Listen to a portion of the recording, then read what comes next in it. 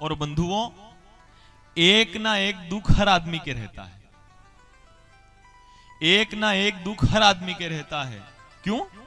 क्योंकि कोई तन दुखी, कोई मन दुखी, कोई धन बिन रहत उदास, थोड़े थोड़े सब दुखी, सुखी हरि का दास। सुखी कौन है?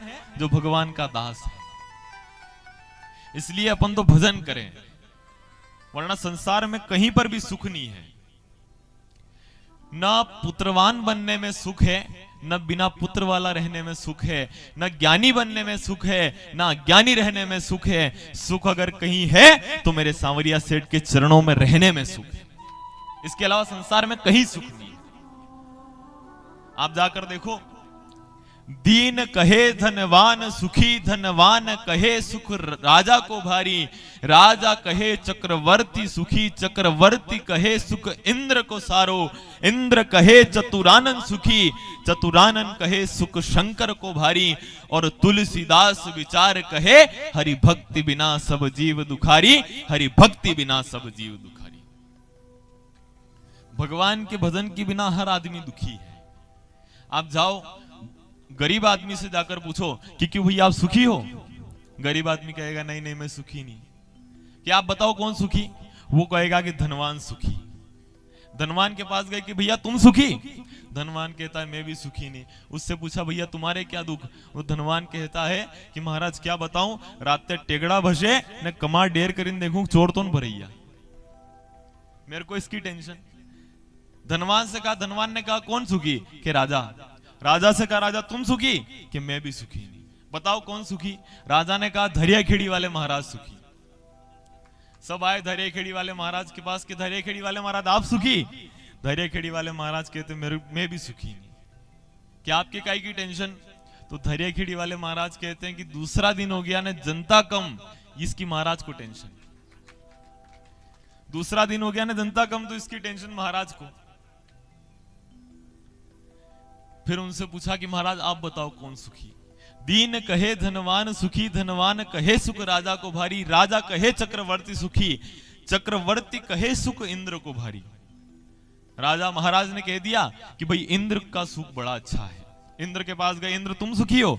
इंद्र कहते मैं भी सुखी नहीं। कि आपको काई की टेंशन? इंद्र कहते कि अपने को टेंशन इस बात की कि कोई धरती पर तपस्या करे, साधना करे तो मेरा सिंहासन डोलता है।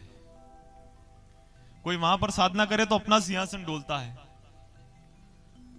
इंद्र बताओ, इंद्र से पूछा आप बताओ कौन सुखी? इंद्र कहते चतुरानंद सुखी, ब्रह्मा जी सुखी। ब्रह्मा जी से जाकर पूछा आप सुखी? ब्रह्मा जी कहते अपने को संसार की रचना करना है, अपने को इसकी टेंशन। आप बताओ कौन सुखी? कि शंकर जी सुखी। शंकर जी के पास जाकर पूछा शंकर जी आप सुखी? आप प्रसन्न हो? भगवान शंकर भी कहते मेरे को टेंशन। भगवान शंकर से पूछा आपको काहे की टेंशन? तो महादेव कहते हैं कि सब सृष्टि का क्रम हो जाए, इसके बाद प्रलय करने की टेंशन मेरे को है। प्रलय करने की टेंशन मेरे को है। तब तुलसीदास जी महाराज कहते हैं हरि भक्ति बिना सब जीव दुखारी। भगवान के भजन के बिना, भगवान के नाम के बिना पूरा संसार दुखी है। भगवान का नाम नहीं है ना तो पूरा संसार दुखी है।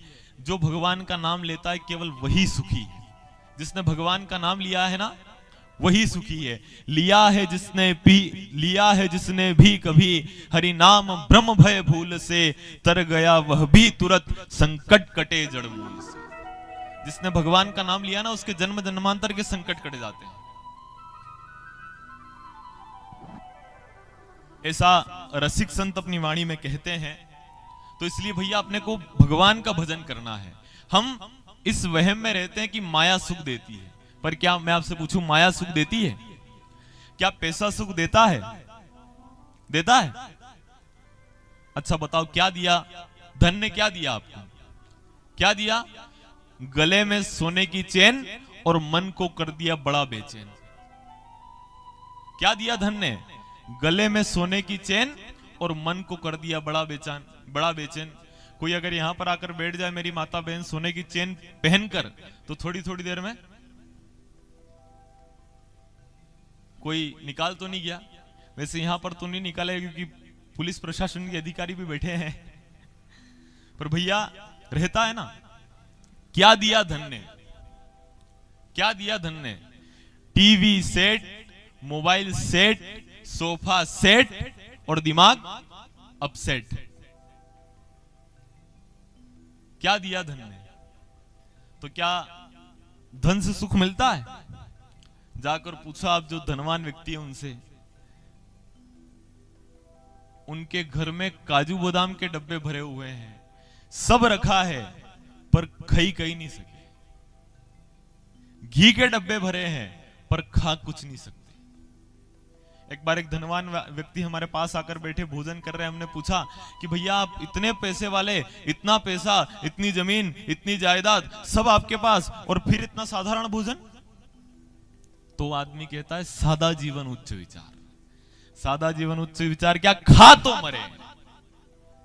डॉक्टर ने कहा है तेल मत खा जे नहीं तो मरेगा, घी मत खा जे नहीं तो मरेगा। तो क्या जिमते हैं आप? क्या जिमते पता है आपको? हमू पानी मेथी की सब्जी, वना चोपड़िया पुलका। हमू पानी में समझ रहे हैं आप? मेथी के पाले को उबाल कर उसमें थोड़ा नमक मिर्ची डालकर और दे दिया, पास में रख दिया कि जितनी आपको आवश्यकता लगे डाल लेना, न खा लेना। तो इसलिए भैया, न धनवान बनने में सुख है, न निर्धन रहने में सुख है, न ज्ञानी रहने में सुख है, न अज्ञानी रहने में सुख है, न पुत्र वाला बनने में सुख है, न बिना पुत्र वाला रहने में सुख है। सुख अगर कहीं है तो मेरे सांवरिया सेठ के चरणों में, बस उनके चरण के अलावा कहीं सुख नहीं। जब आत्मदेव एक दिन विचार करते हैं कि भैया बिना संतान का रहने से अच्छा मैं कहीं जाकर आत्महत्या करूं, मैं घर से निकलूं और आत्महत्या कर लूं। आत्मदेव घर से बाहर आए और वन में जाकर एक शिला के ऊपर बैठे हैं और वहां पर बैठकर रुदन कर रहे हैं, रो रहे हैं। अब जब रो रहे हैं, वहां एक महात्मा जी आए, और जब महात्मा जी पधारे, महात्मा जी को देखकर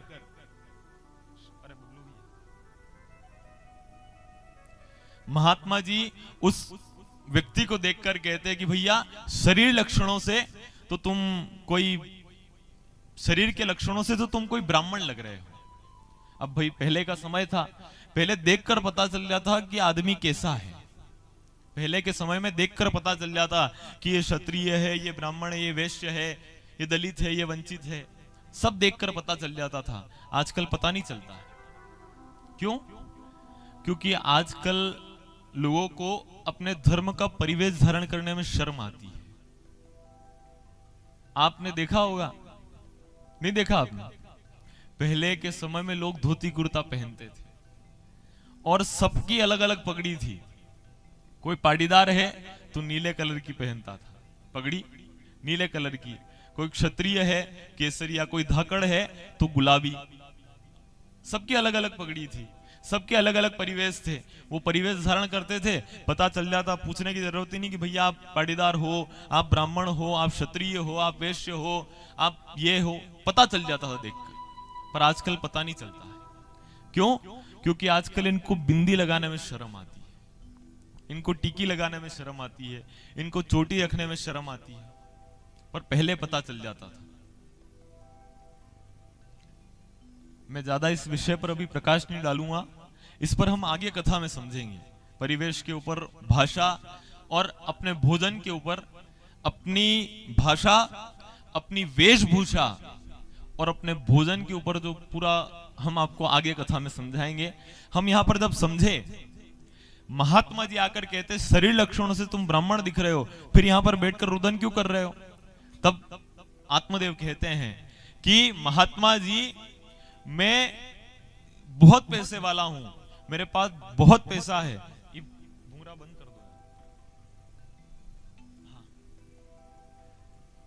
महाराज, मेरे पास बहुत पैसा है, बहुत प्रतिष्ठा है, सब कुछ है मेरे पास, खाली कमी मेरे इस एक चीज की है कि मेरे कोई बेटा नहीं, मेरे कोई संतान नहीं है। महात्मा जी कहते हैं काम करो आत्मदेव, तुम संसार में जाओ और इस संसार में जाकर किसी से पूछ कर आओ कि कौन संतान वाला सुखी है। जिनके पुत्र है ना, उनसे तुम जाकर पूछाओ कि कौन संतान वाला सुखी है। अच्छा, अगर वो आत्मदेव अभी यहां पर आकर आपसे पूछ ले कि क्या आप अपनी संतान से सुखी हो, तो आप क्या कहोगे? क्या कहोगे? अगर आप कहो कि हम सुखी हैं तो आप कथा में झूठ बोल रहे हो। और अगर आप कहो कि हम दुखी हैं और बच्चे यहाँ पर बैठे हैं तो कहेंगे कि फांसी पे लटके रहा थाने में, क्या फांसी पे लटका रहे हैं? तो भैया अपनी तो अपन ही जाने, अपनी तो अपन ही जाने। तो आत्मदेव कहते हैं कि अगर आप मुझे बच्चा दे सकते हो तो दो, अगर आप मुझे संतान दे सकते हो तो दो, वरना मैं अभी मरा, जैसे मर के महाराज के ऊपर एहसान कर रहा। तब महात्मा जी ने विचार किया कि भैया बहुत भटका हुआ व्यक्ति है, इसको सतमार्ग बताते हैं। क्योंकि संतों के मन में एक भाव रहता है, महात्माओं के मन में एक भाव रहता है कि इनको हम सही मार्ग पर लगा दें। गुरुजनों के मन में भाव रहता है कि भाई इस व्यक्ति को हम सही मार्ग पर लगा दें। क्यों? इसका कारण है कि भगवान ने जब गुरु को भेजा ना, गुरु को बनाया, तो भगवान ने गुरु को इसीलिए भेजा कि तुम जाओ और इनको बोलना कि वो आईरो है, इनको समझा के रखो कि भैया वो आ रहा है। जैसे कहीं जिम में जाओ, जिम में जाने के लिए बैठे, पास में अगर कोई साथ वाला मित्र वगैरह आ रहा है तो हम पत्तल पास में रखवा देते हैं, पत्तल पास में रखिए, और वो कहता है कि क्यों साहब आप यहां बैठे, पास में पत्तल किसकी? क्यों? आईरो है, वो आ रहा है, तो उसके लिए पत्तल लगाई हुई है। तो भगवान भी गुरुजनों को ये कहकर भेजते हैं कि भैया तुम जाओ और इन सबको कहकर आओ कि वो आईरो है, वो आईरो है। तुम इन कल भी हमने आपसे कहा था कि गुरु की शरण में बैठना जरूरी है, गुरु की चरण में बैठना जरूरी है। बहुत सारे लोग कहते हैं कि महाराज हम तो गुरु क्यों बनाए? गुरु जो ज्ञान देते हैं वो तो पुस्तकों में भी है, गुरु जो ज्ञान देते हैं वो तो किसी पुस्तक में भी हमको मिल जाएगा, तो फिर हम गुरु क्यों बनाए? तो भैया पुस्तक आपको उस तक नहीं पहुंचा सकती, शब्दों की ओर ध्यान देना, पुस्तक आपको उस तक नहीं पहुंचा सकती है। पुस्तक खाली पुस्तक है, पुस्तक खाली पुस्तक है। पुश में समझ रहे हो आप? पुश अर्थात धक्का देना, तो पुस्तक खाली पुश करने तक ही है। बाकी अगर भगवान की शरण में जाना है तो गुरु की शरण में आपको बैठना ही पड़ेगा, तो ही भगवान की प्राप्ति आप कर पाओगे। और जब ऐसे संत पधार जाए तो फिर तो क्या कहना। हम भी यहां पर भगवान से निवेदन करें कि भगवान ऐसा कोई संत हमें भी मिला देना, और मन में एक आस रहनी चाहिए, क्या? कि भगवान आप बाद में आ जाना, पर ऐसा कोई गुरु, ऐसे कोई संत, ऐसे कोई महात्मा आपसे पहले आप भेज देना, तो आपकी सारी व्यवस्था वो हमको बता देंगे। भगवान आपसे पहले आप गुरु को भेज देना। आइए उसी भाव के साथ भगवान का ध्यान करते हुए हम कहते हैं, मारे मन में तो बड़ो यही चाव, संताने देखूं आवताओ, मेरे मन में तो बड़े यही आस, संताने देखूं आवता।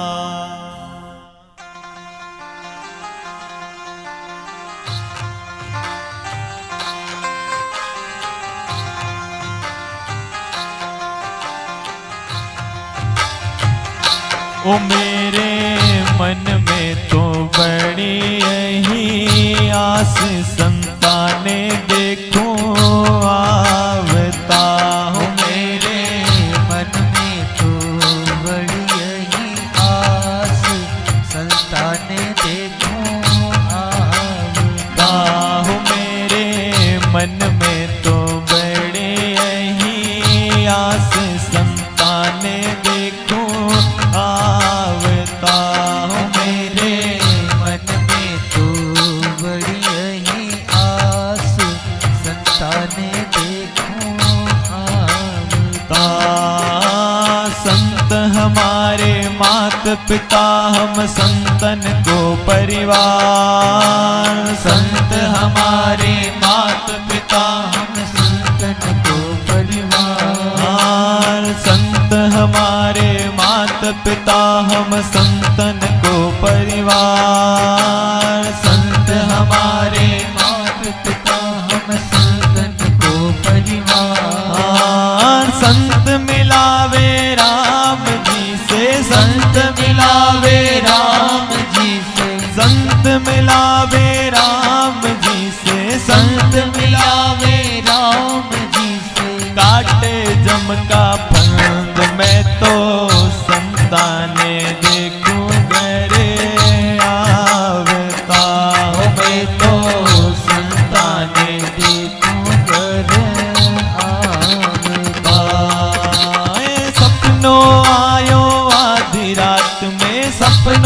आयो आधी रात में, सपनों आयो आधी रात में, सपनों आयो आधी रात में, सत्संगी घर आया मैं तो संताने देखूं घर आवता हूँ मैं तो संताने देखूं घर आवता।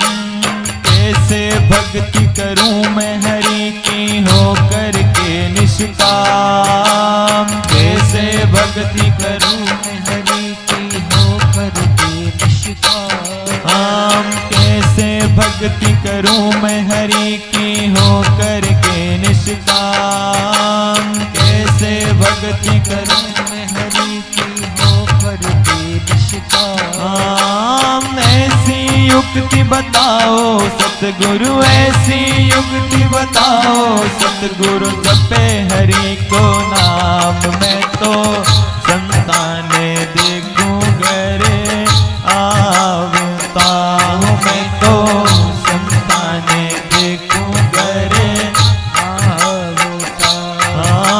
संत मिले तो संगत कीजे, चित्त मिले तो चेला, संत मिले तो संगत करजे, चित्त मिले तो चेला।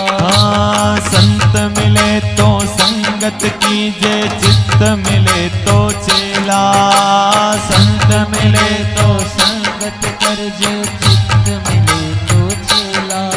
ओ भगत मिले तो हरि गुण गाजे, भगत मिले तो हरि गुण गाजे, भगत मिले तो हरि गुण गाजे, भगत मिले तो हरि गुण गाजे। वरना भला अकेला मैं तो संताने देखूं घर आवता हूँ मैं तो संताने देखूं घर आवता हूँ मैं तो संताने देखूं घर आवता।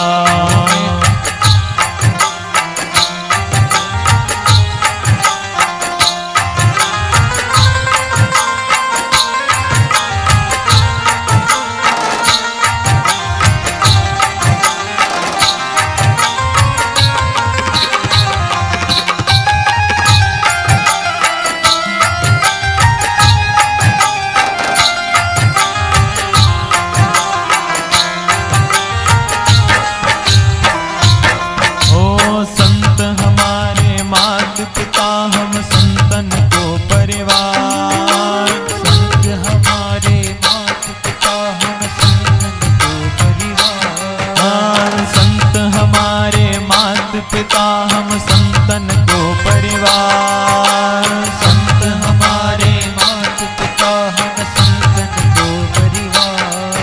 ओ संत मिलावे राम जी से, संत मिलावे राम जी से, काटे जम का फंद में तो संताने देखूं घर आवता, मैं तो संताने देखूं घर आवता, मैं तो संताने देखूं घर आवता, संताने देखूं घर आवता।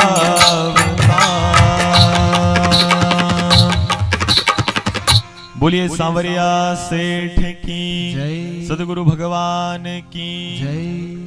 जब महात्मा जी मिले हैं, जब आत्मदेव जी को महात्मा जी मिले। महात्मा जी कहते हैं कि आत्मदेव, मैंने अपने योग बल से देखा है तुम्हारे 7 पीढ़ी तक कोई संतान नहीं होने का योग है, 7 पीढ़ी तक तुम्हारे बाल बच्चे कुछ भी नहीं होंगे।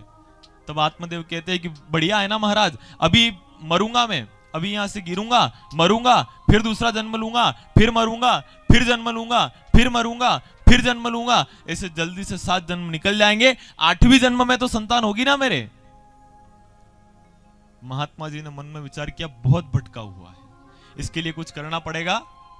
तो महात्मा जी ने इसको फल दिया कि आत्मदेव ये फल ले जाओ और इस फल को ले जाकर अपनी पत्नी को खिला देना, जिससे तुम्हारे यहां पर संतान हो जाएगी। आप यहां पर ध्यान पूर्वक अगर सुनो, क्या कहा है महात्मा जी ने, 7 जन्म तक तुम्हारे यहां पर बाल बच्चे होने की योग नहीं है, पर ये फल ले जाओ, इससे तुम्हारे यहां इसी जन्म में बच्चे हो जाएंगे। इसका अर्थ रेख में भी मेख लग सकती है, होनी को बदला जा सकता है। रेख में मेख लग सकती है, होनी को भी बदला जा सकता है। कब?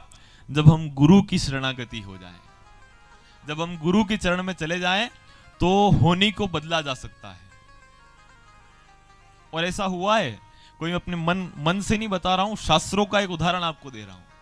एक बार एक बालक का जन्म हुआ, और बालक का जन्म हुआ, ज्योतिषी के पास ले जाकर पत्रिका बताई। ज्योतिषी ने कहा कि ऐसे योग है कि ये बालक 8 साल का होकर मर जाएगा, 8 साल की उम्र जैसे ही होगी ये बालक मर जाएगा। अब पिताजी ने पूछा कि क्या करें फिर इसके लिए क्या करें। तब उन ज्योतिषी ने कहा, एक काम करो भैया, मरेगा ये, इसके योग है, परंतु आप एक काम करो, इसके धोख देने की आदत बनाओ, इसको प्रणाम करने की आदत डालो। अब जब ये धोख देना शुरू करेगा तो भगवान कृपा अवश्य कर देंगे।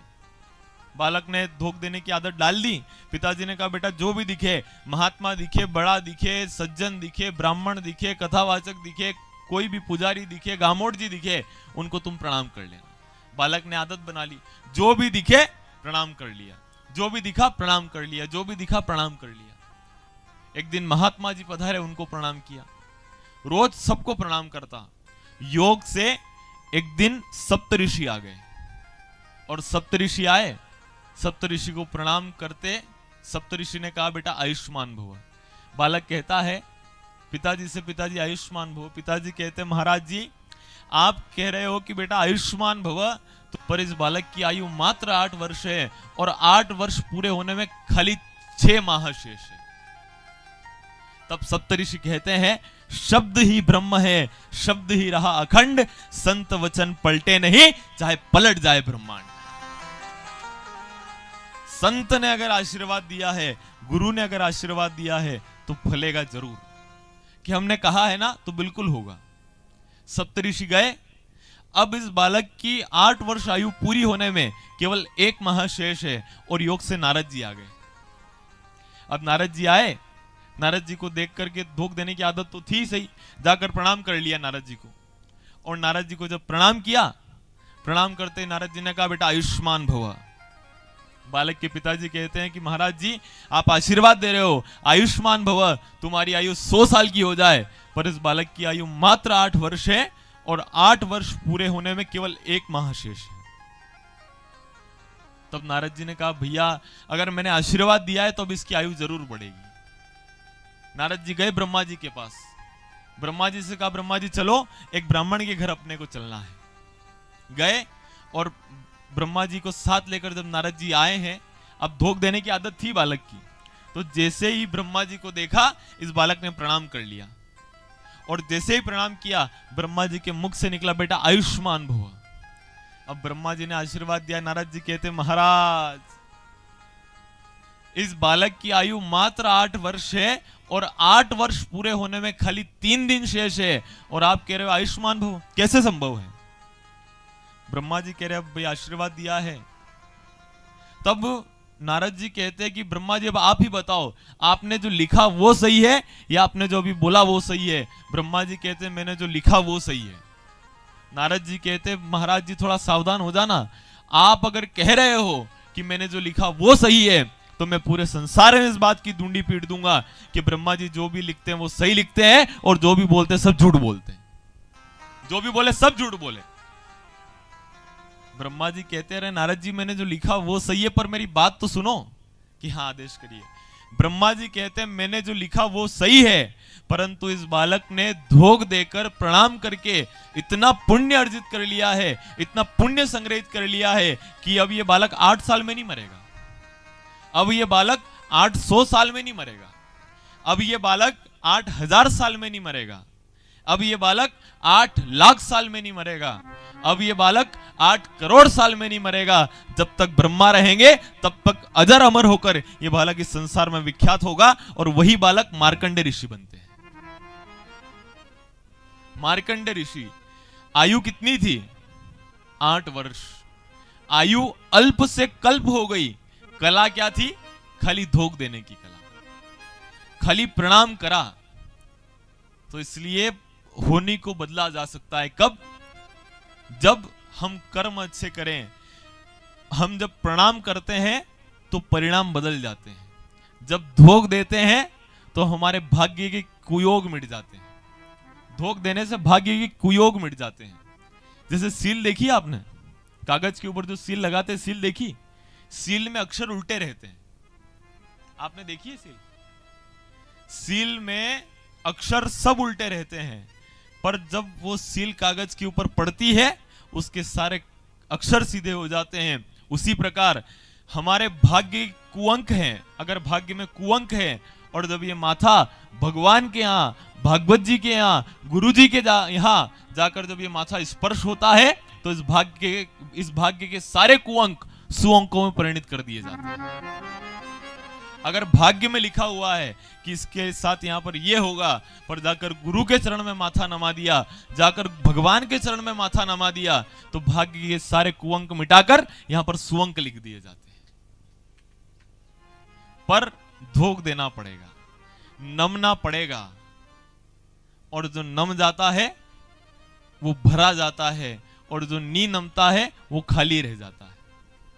आप सबने कुएं में से पानी भरा होगा। कुएं में जब बाल्टी डालते हैं ना, तो जब तक बाल्टी नमे नहीं वहां तक बाल्टी भरा है? बाल्टी जहां तक नमे नहीं वहां तक भरा?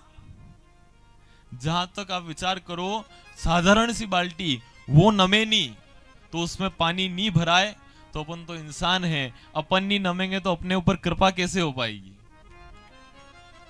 अगर कृपा प्राप्त करना है तो उसके लिए नमना तो पड़ेगा। और नमन बड़ा है जगत में, नहीं नमे सो नीच, नमे नदी का झुंझरा रहे नदी के बीच। जो नमता है वो भरा जाता है, और जो नी नमता है वो खाली रह जाता है।